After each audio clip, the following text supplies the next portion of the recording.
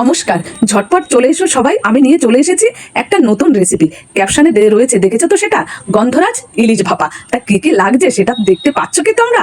সেটা দেখে নাও তাড়াতাড়ি করে, কারণ এত সুন্দর একটা রেসিপি আমি খাওয়ার পরেই এটার একদম ভিডিও বানাতে বসেছি। বন্ধুরা কেমন আছো তোমরা? ভালো থাকো, সুন্দর থাকো, সুস্থ থাকো। দেখে নিতে পারো আমার এই ব্লগ ভিডিওটা দেখলে অবশ্যই ভালো লাগবে, বাড়িতে ট্রাই করতে পারবে। সর্ষে ইলিশ, নানা রকমের দই ইলিশ দেখেছে, টক দই টই তো সবই থাকছে। কি কি দেখলে, পেঁপেটা কেটে নিয়েছি চৌকো করে, গোটা জিরে নিয়ে নিয়েছি, কাঁচা লঙ্কা নিয়ে নিয়েছি, গন্ধরাজ ইলিশ ভাপা যখন গন্ধরাজ লেবু নিয়ে নিয়েছি, লেবু পাতা নিয়ে নিয়েছি, এবার আর নারকেল কুড়িয়ে রেখেছি, আর টক দই তো আছে দেখেই নিলে। এবার মাছগুলোতে আমি ভালো করে নুন মাখিয়ে নেবো, হলুদ দেবো না, দিয়ে এটাকে ভেজে নিই। ভেজে নেওয়ার পরে চলো বাকিটা দেখাই। কিছুক্ষণ নুন মাখিয়ে রাখা ইলিশ মাছটা তপ্ত সর্ষে তেলে একদম এপাশ ওপাশ করে, একটু বেশিক্ষণ রাখা যাবে না, এপাশ ওপাশ করে তুলে নিতে হবে। তুলে নিয়ে তারপরে চলো দেখাই। আজকে বৃহস্পতিবার, পুজো দিতে দিতে দেখো কত বেলা হয়ে গেছে, আজান শুরু হয়ে গেছে। চলো ঝটপট রান্না করে ফেলা যায় এই মাছটা।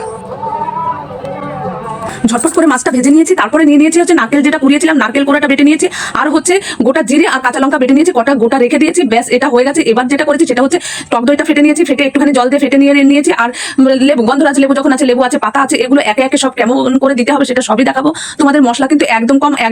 কড়াইতে মাছ ভাজার পরে তেলটা একটু নামিয়ে নিয়েছি, একটুখানি আছে চলে যাবে। তারপরে কাঁচা লঙ্কা, সর্ষের তেল আর ফেটে রাখা দই দিয়ে দেবো। আর যেটা করেছি সেটা হচ্ছে পেঁপেটা একটু হালকা ভাপে বসিয়েছিলাম, সেটা রেখে দিয়েছি। এবার সবগুলো একটু মিক্সড করে তারপরে বলছি, যেহেতু বলেছি ভাপা, এটাকে ভালো করে ফেটে নিতে হবে। ফেটে নিয়ে তারপর মাছগুলো একে একে এর মধ্যে থেকে সাজিয়ে দিতে হবে। সাজিয়ে দেওয়ার পরে এত কিছু কখন করবো, বেলা হয়ে গেছে, তবু ঝটপট রান্না হয়ে যায় এই মাছটা। তোমরা সবাই একবার ট্রাই করে দেখতে পারো, কারণ খুব দুর্দান্ত লাগে। আমি খাওয়ার পরেই সবার রিভিউ নিয়ে বসে গেলাম। পেঁপেটা, তারপরে দেখো পেঁপেটা হালকা ভাপিয়ে নিয়েছিলাম, এরপরে থেকে সে পেঁপেটা ছড়িয়ে দিলাম, আর স্বাদ মতো নুন দিয়ে এবার ধিমে আজে বসিয়ে দেবো আমি ওভেনটার উপরে। এবার চলো কিছু কথা বলি। দেখো এই রেসিপিটা আমার মনে হলো যে একদমই নতুন, মানে আমি এখনো দেখিনি। তোমরা তবে ইউটিউব সব সার্চ করে দেখতে পারো রেসিপিটা আছে কিনা। দারুণ একটা রেসিপি, খুব সহজেই হয়ে যায়। আমরা ইলিশ মাছটা অনেক রকম রান্না করা দেখেছি, শুনেছি, কিন্তু আমার মনে হয় না এখনো এই গন্ধরাজ ইলিশ ভাপা আমরা দেখেছি।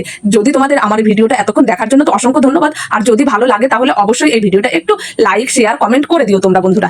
এবার হচ্ছে গন্ধরাজ লেবু পাতার কাজ হবে, কিন্তু লেবু আর পাতা, যেহেতু গন্ধরাজ ইলিশ ভাপা বলেছি, সঙ্গে সঙ্গে দিলে কিন্তু এটা হবে না, কারণ লেবু বেশি চটকালে বা বেশি করলে, মানে ভাপটা করলে তিতো হয়ে যায়। তাই লেবুটাকে কি করতে হবে চলো এবার সেটাকে দেখাই তোমাদের। লেবুটাকে চাকচাক করে কেটে এর মধ্যে থেকে যে দানাগুলো আছে, দানাগুলো তুমি সে চামচ দিয়ে, হাত দিয়ে যেভাবে পারো ফেলে দেবে। তারপর লেবুটা চাকচাক করে কাটা হয়ে গেল, পাতাগুলি ভালো করে ধোয়া হয়ে গেল। এবার হচ্ছে এর কাজ কখন দিতে হবে, এর দেওয়ার একটা টাইম আছে। কি বলতো, টাইম মতো না দিলে কিন্তু এর গন্ধটা থাকবে না, আর এর একটা টেস্ট আছে, সেই টেস্টটাও তোমরা পাবে না। টক করে যখন ফুটবে তখন ঠিক মানে নামানোর 10-12 মিনিট আগে লেবুটা ভালো করে এর মধ্যে থেকে সাজিয়ে দেবে, আর পাতাগুলো এর উপর থেকে দিয়ে দেবে, দিয়ে তারপর ঢাকা দিয়ে রেখে দেবে। যখন 10-12 মিনিট হয়ে যাবে বন্ধ করে দিয়ে কিছুক্ষণ একটু ঢাকা অবস্থায় রেখে দিতে হবে। ব্যাস, রেডি হয়ে গেল গন্ধরাজ ইলিশ ভাপা। একটু ঠান্ডা হওয়ার সময় দিতে হবে, ঢাকাটা রেখে দিতে হবে। কারণ কেন জানো তো, লেবুটার পাতাটার গন্ধটা ওর মধ্যে যেতে হবে, কিন্তু পাতাটা যদি সিদ্ধ হয়ে যায় তাহলে কিন্তু তিতো হওয়ার সম্ভাবনা থাকে। তাই যেভাবে বললাম, যে প্রসেসিংয়ে বললাম, সেই প্রসেসিংয়েই তোমরা লেবুটা দেবে, চাকচাক করে কাটা পাতাটা দেবে। দেওয়ার পরে যখন তোমরা পাতে নেবে না, তখন লেবুটা একটু চিপড়ে নিতেও পারো, আবার পাতাটা।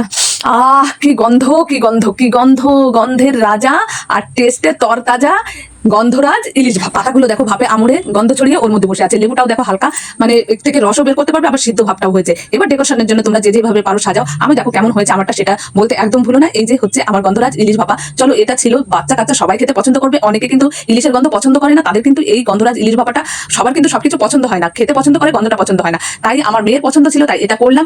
লঙ্কাও গোটা দিয়েছি, বাটা তোমরা তোমাদের স্বাদ মতন দিতে পারো, ঝালটাও কম, বাচ্চা কাচ্চা সবাই খেতে পারবে। হচ্ছে গন্ধরাজ ইলিশ ভাপা। আমার মেয়ে বললো খেতে দারুণ হয়েছে। ওয়াচিং ফর, নমস্কার।